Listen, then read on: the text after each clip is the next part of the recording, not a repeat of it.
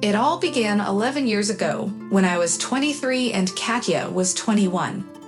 Our paths crossed at a friend's birthday party, and I was instantly drawn to Katya's cheerful, mischievous, and confident personality. Within 2 months, we took a leap of faith and decided to live together. At the time, I was working at a logistics company while Katya was starting her career as a hairdresser. Marriage and children were far from our minds. We were simply enjoying our youth and the pleasures that came with it. This carefree lifestyle continued for over 2 years. However, an opportunity arose for me to work in international transportation with significantly higher income. Recognizing that our shared passion for traveling and experiencing different cultures required a stable financial foundation, I quickly accepted the offer.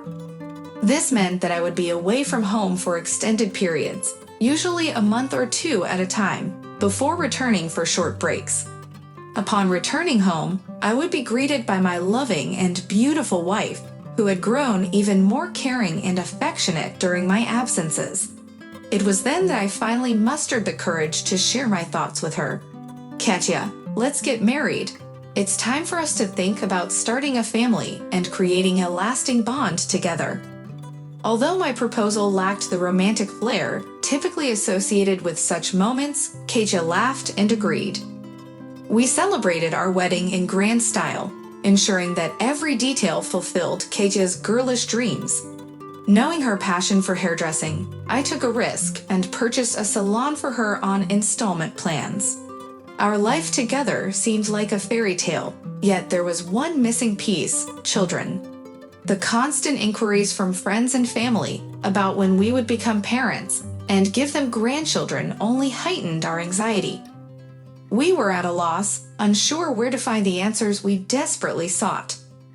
The hope of seeing 2 lines on a pregnancy test grew dimmer with each passing month, causing Katya to become increasingly anxious and emotionally vulnerable. She would break down, shedding tears at any mention of others' joyous news of conception. By the time she turned 28 and I was 30, the pressure and sense of disappointment weighed heavily upon us.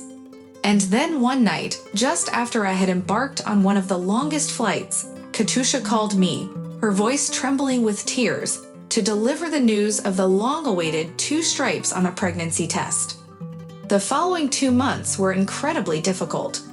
While Katya stayed at home, I found myself constantly on flights, unable to even offer her a comforting hug. Before the arrival of our firstborn, we had managed to secure a loan for our apartment construction, allowing us to move out of rented housing and into our cozy nest. With the birth of our son, a new chapter of our lives began. I thought we finally had everything for complete happiness: a steady income, my beloved business, a son, a car, and our own apartment. However, despite all of this, Katya often complained about feeling overwhelmed and missing out on social outings with her friends. The majority of my income went towards paying off the apartment loan, along with other expenses such as car maintenance, gas, and bills. The income from my salon hardly made a dent, as it primarily went towards rent, bills, paying off debts from a previous relationship, and employee salaries. No matter how hard I tried, there seemed to be no way to become financially stable. One day, during a flight, I was unexpectedly interrupted due to customer disputes, forcing me to turn back to base. On my way back, a friend called and invited me to meet up, clearly wanting to discuss something important. I assumed it was another fight between him and his wife and agreed to meet, intending to listen and offer support before heading home to my wife and son. We decided to meet at a popular bar in our city, a place Stas insisted upon for some reason. We settled into a secluded corner, indulging in drinks and talking about our wives, children, and reminiscing about our youthful adventures. As midnight struck, I felt an overwhelming desire to dance.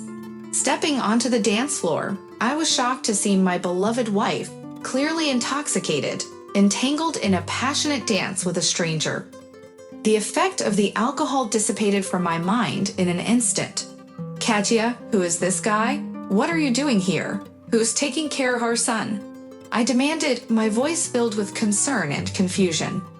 Our son is at home with the nanny, she replied, her words slurred. Let's step outside and have a conversation about what's happening here. The guy she was dancing with seemed visibly frightened, but showed no intention of leaving.